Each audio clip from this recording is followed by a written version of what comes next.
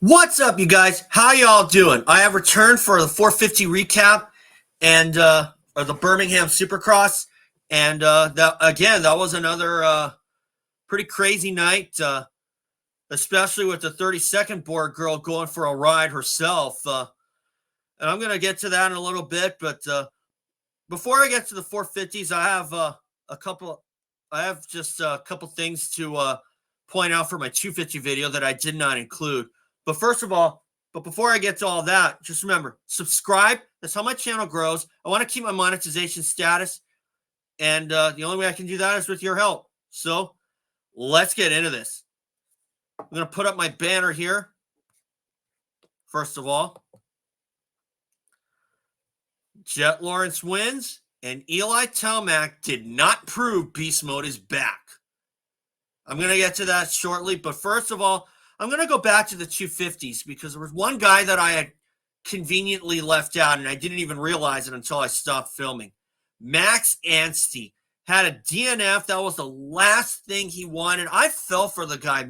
I got to tell you, the guy was having probably one of the luckiest seasons he's had in the States anyway. And he goes out, he goes 268 in the 3 races, and he's still leading the points up until Birmingham. And I got to tell you, although finishing 2nd, 6th, 8th in the first 3 races before Birmingham, that gave you the points lead, is incredibly lucky. I can remember back in 1998 when Jeff Emick was going through probably one of the worst stretches of his career, where he went 14-8-7 in around mid-season 98. And he was second in the series, but he was 45 points behind Jeremy McGrath. And I'm talking about 1998. And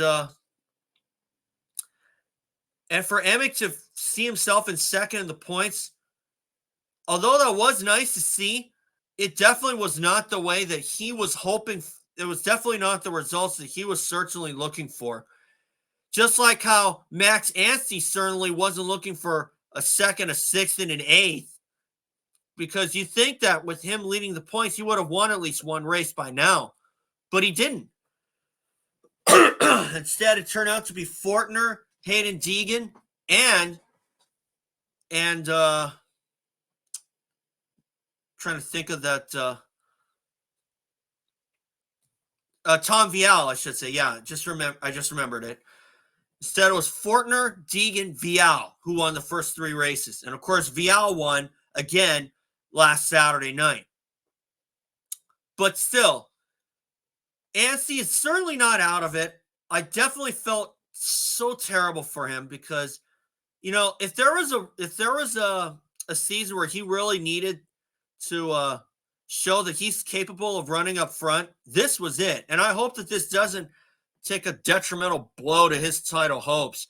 But then again, you never know what can happen. I mean, look what happened in the 2015 250 motocross season between J Mart and Marvin Musquin. And the guy to get the last break was Jeremy Martin after Musquin's KTM crapped out on him in the final moto. So it's certainly not over. And Anstey's got to hold his head up. You know anything can happen. And in this East Coast season, anything that probably shouldn't happen has happened. And but anyway, we'll see what happens as we head on to Lucas Oil Stadium. We'll try to make a point to do a prediction video there. So as far as the 450 class is concerned, Jett Lawrence wins. I called it for sure. But on my backup, I had Chase Sexton. But I don't think Sexton was really riding up to his potential. And that was a track where it seemed like it was really hard to pass on unless somebody blew it, just like Justin Cooper did when he was running 3rd. And I was kind of pulling for J. Coop to get that podium, especially after how his Supercross season had been going as of late. And just wasn't meant to be. He made one little mistake off the on-off, and Ken Roczen got around. And ruined Justin Cooper's race. But again, that kind of backs up what I say when I say that Justin Cooper is so much like Jimmy Button. Okay, the guy can run up front, make no mistake about it. But when he makes these little mistakes, it kind of ruins his race overall, and that's what happened. And as far as that is concerned, J. Coop, of course, you can't chalk it up to the 450 rookie season, but still. And of course, he is still learning the ropes, so I'm definitely not holding everything against him. I mean, would have been nice for him to get the podium, because that would have been a big confidence booster. And I got to say that was a track where if J. Coop had held third place, it would have been by the skin of his teeth. I mean, he would have had a hope for Roczen to make some mistakes, and that was a track where making some mistakes could have happened. But as far as Jett Lawrence is concerned, him winning was the last thing that the 450 class wanted. And quite frankly, I think he's put himself in the driver's seat for the championship, because he's made it 4 or 5 wins so far this season. That's probably the best rookie campaign I've seen since maybe James Stewart.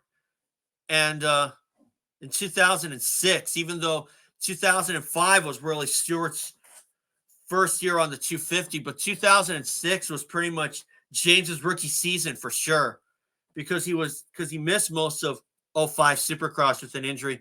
But anyway, as far as Eli Tomac is concerned, you gave the fans another false sense of hope. But still, Tomac blew the start. I did not see one iota of Tomac really proving that he's ready for a win, because if he was proving that beast mode is back, he would have charged through the pack like there was no tomorrow, like Ezra Lusk would have on any given night. But still, Eli Tomac, I don't know what to say about him now. Did I think he was going to win a race by now? Sure, unless you count the third main event of the Triple Crown at Anaheim too, but that doesn't even show in the record books. But still, Tomac, I don't know. Like I said, I'm running out of things to say about him. I think we could be looking at a potentially winless season for Eli Tomac, kind of like Jeremy McGrath in 02, when I thought for sure that he was going to win a race after how 01 went for him. And after how the back half of 2023 looked for him, or the tail end of 23 looked for Eli Tomac with the Achilles rupturing, I think that really zapped his speed. Not going to lie to you. But still, there's still time for Eli Tomac to turn it around. Do I think he's going to turn it around? He probably will. But I'm sure a lot of the Star Yamaha tent is kind of running out of patience, especially when you consider that Eli Tomac is Supercross only this year. And I don't know if he's committed to motocross, but he probably might. I don't know. We'll see what happens. But still, if Eli Tomac is going to win a race, he's got to nail his starts, maybe even nail some hole shots if he wants to even have a chance at winning and or proving that beast mode is truly back. Because what did it take for me to believe that beast mode was back for Eli Tomac? For him to do it in back-to-back weeks. I was willing to give him a pass on Daytona because that was a track where anything that could have gone wrong did. And now on the 32nd board, girl, as she had gone for a wild ride while trying to get off the track. I have to say though, the AMA and FELD got really, really lucky that she wasn't really seriously hurt, because that could have been a lawsuit, especially for Cooper Webb to come to the inside of her and for her to still take the ride that she did. Oh man, if that were me, my heart would have probably stopped. And like literally, because I would definitely be shaken up. And I'm glad to see that that girl was okay. And of course, she was walking off the track. She had to carry the other 32nd board. But I think it's about time, because I know that back in the day when they had they had an AMA official with the 32nd board. Of course, it was a guy. They would wait until the guy's off the track before they finally drop the gate. I'm not really sure why the AMA had it, or FELD or whoever it was decided to kind of rush the 30 seconds, because although that might technically have been 30 seconds, you never know if that's it's sometimes 30 seconds is not enough for the 32nd board girl to leave the track. And fortunately, that was very fortunate. It was very lucky that she was able to walk away with kind of minimal injury. But I can't imagine that Cooper Webb may very well have kind of felt it a little, kind of mess with Cooper Webb's head a little bit. And that can really mess with you as a rider. And especially when it wasn't really anyone's fault either. And I can remember when Tiger Lacey had a bad crash at Arnhem in 2003, and Steve Boniface went right over him, and Lacey was down for a while, and I think that might have messed with Boniface's head. That's almost like when you get booed over something that technically wasn't really your fault, and especially like what happened in Anaheim 2003 when the crowd booed Carmichael when he and Travis Pastrana got together. And to this day, Travis Pastrana even says that was his own fault. And but still, I'm glad to see that they did not see Cooper Webb as intentionally doing that today, because I guarantee you, if this were like 20 years ago, the crowd probably would have done the same. The crowd probably would have given some boos. And quite frankly, I'm glad that everybody's all right. And apparently I don't think that really made Cooper Webb ride the same way that he did in the heat race. And of course, you can't really blame Cooper Webb. I certainly don't blame Cooper Webb for that, because that was just an accident all around. And fortunately, everybody's okay. Anyway, guys, that's all for today. And I thought I'd keep it short today. We head to Lucas Oil Stadium in Indianapolis next. So we'll see what happens. I'll try to do a prediction video this year. My week is kind of light with Hawaii sports, with UH men's basketball on the road for the Big West tournament in Henderson, Nevada. Hopefully that they got a first-round bye. Hopefully that they can defeat either Santa Barbara or CSUN. Quite frankly, I'm hoping it's CSUN that they face off against.